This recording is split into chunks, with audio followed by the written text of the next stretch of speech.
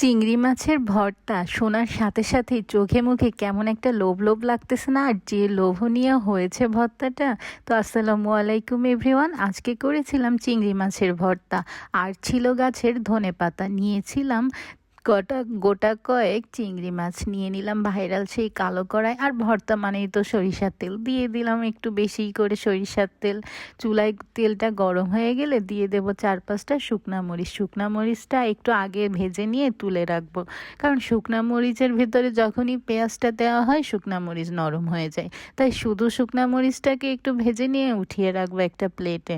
তারপর সেই তেলের ভিতরে দিয়ে দেব সামান্য কিছু জিরা। জিরা দিলে কিন্তু খুব সুন্দর একটা ভর্তা স্মেল আসতেছিল। দিব একটু বেশি করে রসুন। রসুন খাওয়া তো উপকার, সবসময় তো আর খাওয়া হয় না। তো তাই ভর্তার ভিতরেই খেয়ে নিলাম। দিলাম 4-5টা কাঁচামরিচ। তারপর দেব একটু বেশি করে পেঁয়াজ। তারপর এইটাকে খুব ভালোভাবে টেলে নিতে হবে। তারপর দেব একটু লবণ।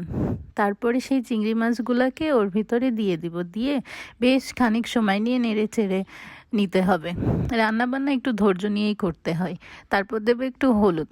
অত তাড়াহুড়ো করলে কি আর রান্না ভালো হয় বলুন তো? একটু আস্তে আস্তে করে নরম হয়ে যাবে, যাতে পেঁয়াজ রসুন সেইভাবে করে ভেজে নিতে হবে। তারপর যখন হচ্ছে একদম ভাজতে ভাজতে ভাজতে ভাজতে একটা কালচে কালচে ভাব আসবে, বুঝেই যাবেন রসুন নরম হয়ে যাবে, পেঁয়াজ নরম হয়ে যাবে, কাঁচামরিচ নরম হয়ে যাবে, চিংড়ি মাছটাও ভাজা ভাজা হয়ে যাবে। তখন একটা ছাঁকনির যেই চামচ আছে সেটা দিয়ে তেল ঝরিয়ে উঠিয়ে রাখতে হবে।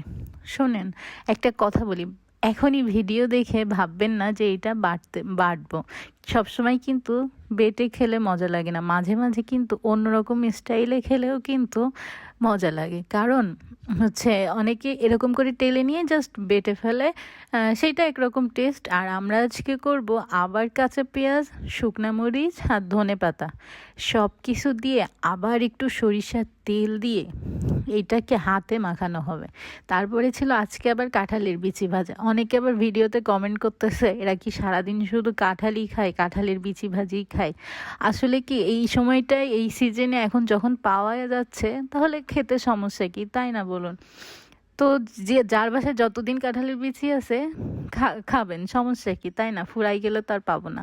তারপর হচ্ছে এই যে বেশি করে সরিষার তেল দিয়ে একটু বেশি করে পেঁয়াজ দিয়ে যখন এইটাকে মাখাচ্ছিল না, এত লোভনীয় লাগতেছিল।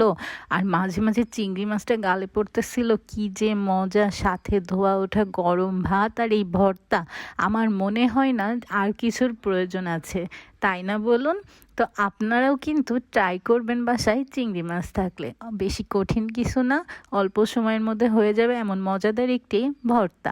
আর আমার ভিডিও আপনাদের কেমন লাগে অবশ্যই কিন্তু জানাবেন এবং শেয়ার করবেন, অন্যদেরও দেখতে সুবিধা হবে। আর কাঁঠালের বিচি দিয়ে আজকে দুপুরে খাওয়া দাওয়া করলাম। তো ধন্যবাদ, আল্লাহ হাফেজ।